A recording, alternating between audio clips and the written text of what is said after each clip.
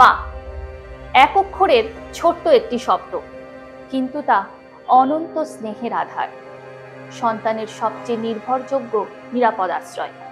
কিন্তু দিনের পর দিন সেই নিরাপদ আশ্রয়ের ওপরই যেন প্রশ্ন উঠে যাচ্ছে। ইন্দ্রাণী মুখার্জি থেকে সূচনা শেঠ, একের পর এক মায়েদের বিরুদ্ধে নিজের সন্তানকে হত্যার যে অভিযোগ, সম্প্রতি এমনই এক ঘটনার কথা সামনে এসেছে, যা ক্রমশ একটা উদ্বেগের বিষয় হয়ে উঠছে। আর আজকের দৃষ্টিকোণে আমি পায়েল এই বিষয় নিয়ে কথা বলবো। সংবাদ মাধ্যমে ইতিমধ্যেই ছড়িয়ে পড়া একটা খবরের জেরে তোলপাড় অবস্থা। কলকাতার মেয়ে সূচনা শেঠের বিরুদ্ধে নিজের 4 বছরের ছেলেকে খুন করার অভিযোগ উঠেছে।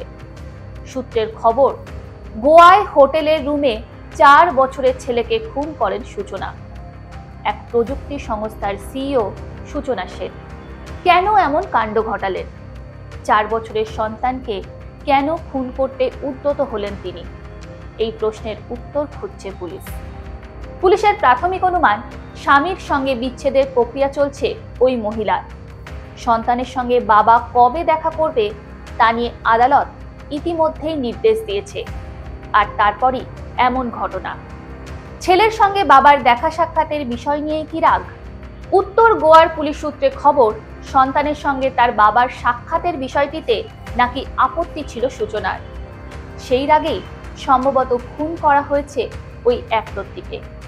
জানা গিয়েছে, ভেঙ্কটরামনের সঙ্গে সূচনার বিয়ে হয়েছিল 2010 সালে। সম্প্রতি তাদের সম্পর্কে চির ধরে। গত 5 সপ্তাহ ধরে ছেলেকে বাবার সঙ্গে দেখাও করতে দেওয়া হয়নি। ময়নাতদন্তের প্রাথমিক রিপোর্ট বলছে, শ্বাসরুদ্ধ করে খুন করা হয়েছে 4 বছরের ওই শিশুকে। কিন্তু একটি স্টার্টআপের সিইও, হার্ভার্ডের গবেষক সূচনা কেন এমন ভয়ঙ্কর একটি পদক্ষেপ নিলেন? সেই প্রশ্ন নিয়ে কাটা ছেঁড়ার আগে চলুন একবার জেনে নেওয়া যাক এই সূচনা শেঠ আসলে কে। জানা গিয়েছে, সূচনা শেঠ কলকাতারই মেয়ে। কলকাতাতেই তার পড়াশোনা ও বেড়ে ওঠা। ছোট থেকেই অত্যন্ত মেধাবী সূচনা। ভবানীপুর এডুকেশন সোসাইটি থেকে ফিজিক্সে অনার্স সহ স্নাতক হন। তারপর কলকাতা বিশ্ববিদ্যালয় থেকে পদার্থবিদ্যায় স্নাতকোত্তর ডিগ্রি অর্জন করেন। প্লাজমা ফিজিক্স ও অ্যাস্ট্রোফিজিক্সে তার স্পেশালাইজেশন রয়েছে। রামকৃষ্ণ মিশন থেকে সংস্কৃতে পোস্ট গ্র্যাজুয়েট ডিপ্লোমা করেছিলেন সূচনা। সূচনা দ্য মাইন্ডফুল এআই ল্যাবের সিইও। তিনি একজন এআই এথিক্স বিশেষজ্ঞ এবং ডেটা সায়েন্টিস্ট। ডেটা সায়েন্স টিমগুলির পরামর্শদাতা হিসেবে তার 12 বছরেরও বেশি অভিজ্ঞতা রয়েছে। স্টার্টআপের ডেটা সায়েন্স টিম এবং স্কেলিং মেশিন লার্নিং সলিউশনেও অভিজ্ঞতা রয়েছে সূচনার। তার চাকরি সংক্রান্ত প্রোফাইলে লেখা রয়েছে, তিনি 2021 সালের এআই এথিক্স তালিকায় 100 ব্রিলিয়ান উইমেনের অন্যতম। হার্ভার্ড ইউনিভার্সিটির বার্কম্যান ক্লেইন সেন্টারের একজন ফেলো এবং অ্যাফিলিয়েট ছিলেন তিনি। সেই সঙ্গে রমন রিসার্চ ইনস্টিটিউটের রিসার্চ ফেলো ছিলেন। তিনি প্রাকৃতিক ভাষা প্রক্রিয়াকরণে পেটেন্টও পেয়েছেন। ডেটা সায়েন্সেস গ্রুপ ইনোভেশন ল্যাবসে একজন সিনিয়র অ্যানালিটিক্স কনসালটেন্ট হিসেবেও কাজের অভিজ্ঞতা রয়েছে সূচনার। একজন উচ্চশিক্ষিত মানুষ কিভাবে ঠান্ডা মাথায় নিজের সন্তানকে শেষ করলো, সেই প্রশ্নই এখন ভাবাচ্ছে সকলকে। গোয়াতে হোটেলের রুমে শুধু ছেলেকে খুনই নয়, তারপর তার দেহ ব্যাগে ভরে বেঙ্গালুরুতে পালাচ্ছিলেন সূচনা শেঠ। সেই সময় তাকে গ্রেপ্তার করে কর্ণাটক পুলিশ।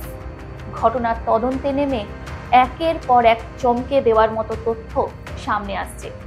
পুলিশ সূত্রে জানা গিয়েছে, সেই হোটেল থেকে উদ্ধার করা হয়েছে 2টি খালি কাশির সিরাপের বোতল। সূচনা তার লাগেজে 1 বোতল কাশির সিরাপ নিয়ে হোটেলে প্রবেশ করেন। পরে আবার হোটেল কর্মীদের দিয়ে আরও 1 বোতল কাশির সিরাপ আনান তিনি। তাদের জানান তার গলায় ব্যথা রয়েছে। পুলিশের সন্দেহ, খুনের আগে ছেলেকে কাশির সিরাপের অতিরিক্ত ডোজ দিয়ে থাকতে পারেন সূচনা। এদিকে ময়নাতদন্তের রিপোর্টে জানা গিয়েছে যে কাপড় বা বালিশ দিয়ে শ্বাসরোধ করে শিশুটিকে খুন করা হয়েছে।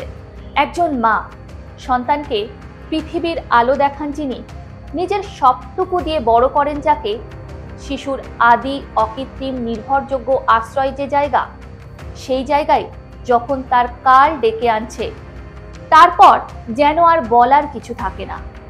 এই কঠিন পৃথিবীতে কিভাবেই বা আমরা জোর দিয়ে বলবো এ বিশ্বকে এ শিশুর বাসযোগ্য করে যাব আমি।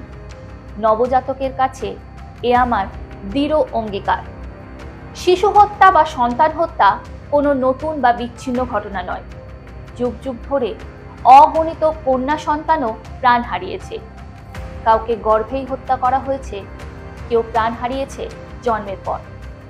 বেঁচে থাকার অধিকার প্রত্যেকের রয়েছে, কিন্তু সমাজের বিভিন্ন বিধিনিষেধ, প্রচলিত ধ্যান ধারণা, অশিক্ষা, কুসংস্কার, আর্থিক অবস্থা এবং এমনই আরো বিভিন্ন কারণ কিন্তু কেড়ে নিয়েছে অনেক শিশুর প্রাণ। আবার মা অথবা বাবার বিবাহ বহির্ভূত সম্পর্কের টানাপোড়েনের মাঝে পড়েও প্রাণ হারিয়েছে অনেক সন্তান। ব্রিটিশ মনোবিজ্ঞানী ডাক্তার সান্ড্রা উইটলি মনে করেন, যে সকল বাবা মা তাদের সন্তানকে হত্যা করার সিদ্ধান্ত নেন, অধিকাংশ ক্ষেত্রে সেই সিদ্ধান্তটা কিন্তু হঠকারিতার সিদ্ধান্ত হয় না।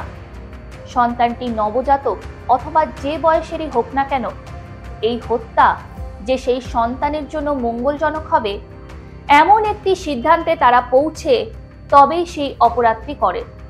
যদিও এটা বোঝা খুব কঠিন যে ঠিক কোন ধরনের কারণগুলি বাবা মাকে সন্তান হত্যায় প্ররোচনা দেয়। School of medicine case western reserve ইউনিভার্সিটির মনোবিজ্ঞানের অধ্যাপক ডাক্তার ফিলিপ রেজনিকের মতে, এই ধরনের সন্তান হত্যা হচ্ছে আলট্রুইস্টিক ফেলিসাইড, অর্থাৎ সন্তানের মঙ্গল কামনায় তাকে হত্যা করা। কিন্তু এটাই একমাত্র ধরন নয়। অনাকাঙ্ক্ষিত সন্তানকে হত্যাও যেমন রয়েছে, তেমনি দুর্ঘটনাবশত সন্তান হত্যার ঘটনাও শোনা যায়।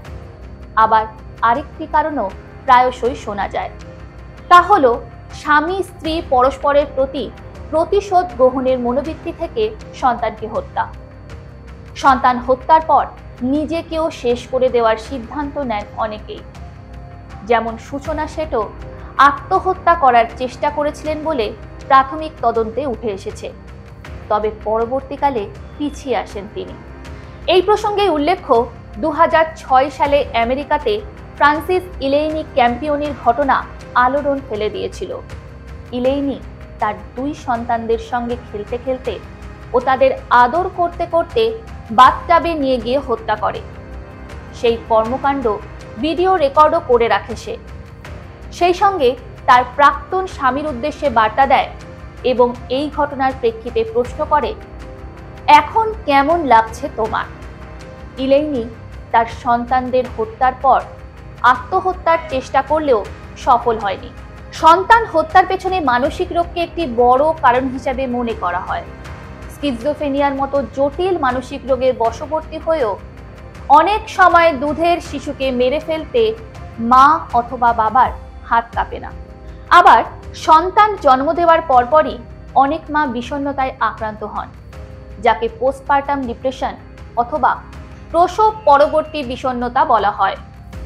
পরিবারের অন্যান্য সদস্যরা অনেক ক্ষেত্রেই এই বিষণ্ণতাকে চিহ্নিত করতে পারেন না, ফলে ঘটে যায় মর্মান্তিক ঘটনা। আবার এমনটাও শোনা যায়, এক্সিমোদের যমজ সন্তান হলে তারা একজনকে গ্রহণ করে আর আরেকজনকে মৃত্যু মুখে ঠেলে দেওয়ার জন্য বরফের ওপর রেখে আসে।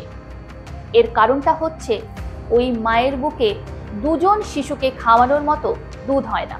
তাই ডাক্তার ফিলিপ রেজনিকের মতে আর্থিক অভাবের কারণে সন্তান হত্যার মতো ঘটনা নতুন নয়। এখানে একটা সামাজিক সমস্যা মানসিক সমস্যায় পরিণত হয়।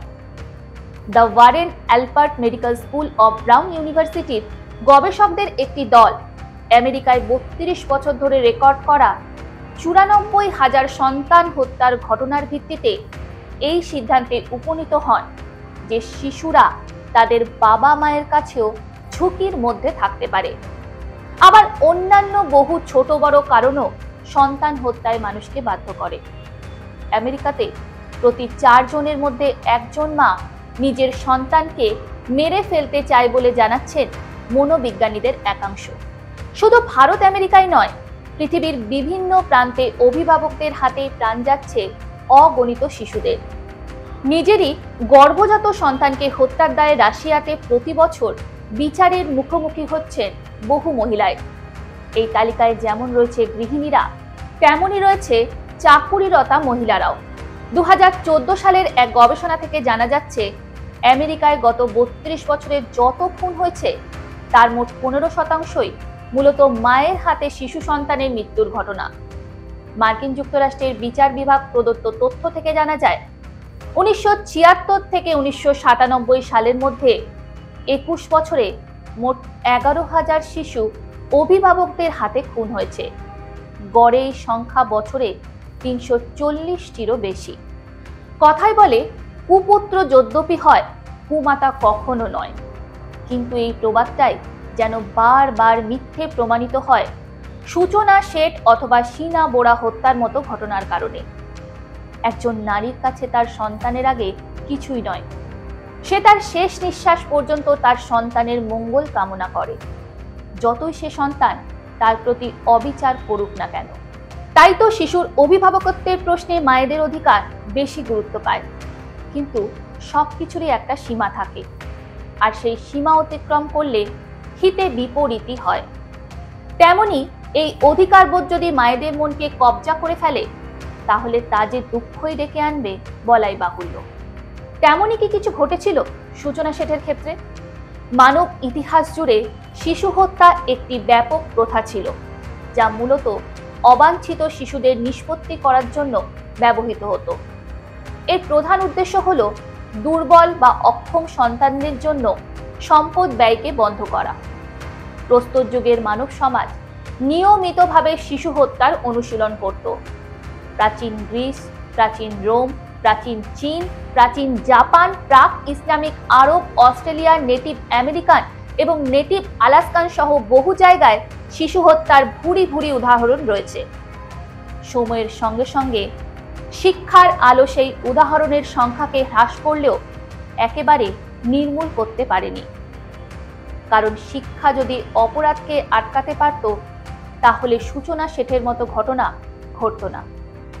শুধু খুনই নয়, ভারতে শিশু নির্যাতনের যে পরিসংখ্যান সামনে আসে তাও চমকে দেওয়ার মতো।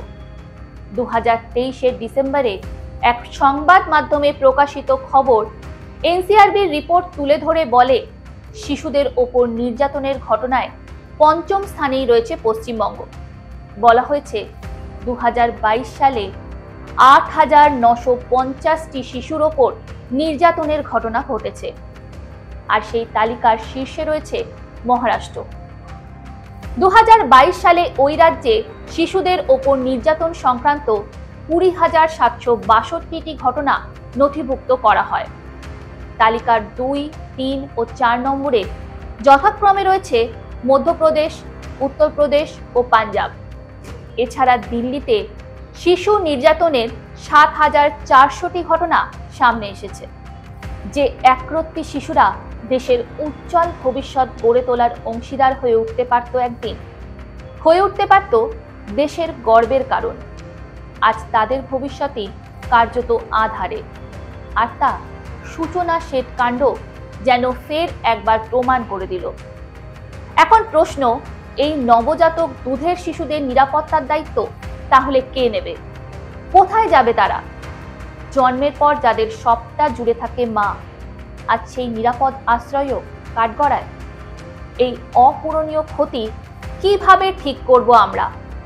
ভেবে দেখার সময় এসেছে, না হলে হয়তো বড্ড দেরি হয়ে যাবে। দৃষ্টিকোণের এই পর্ব এখানেই শেষ করছি। আজকের এই বিষয় সম্পর্কে আপনাদের চিন্তা ভাবনা ঠিক কি জানান কমেন্ট বক্সে। আপনারা ভালো থাকুন, অন্যদের ভালো রাখুন। আগামী সপ্তাহে নতুন কোনো বিষয় নিয়ে ফের হাজির হব দৃষ্টিকোণে। জয় হিন্দ।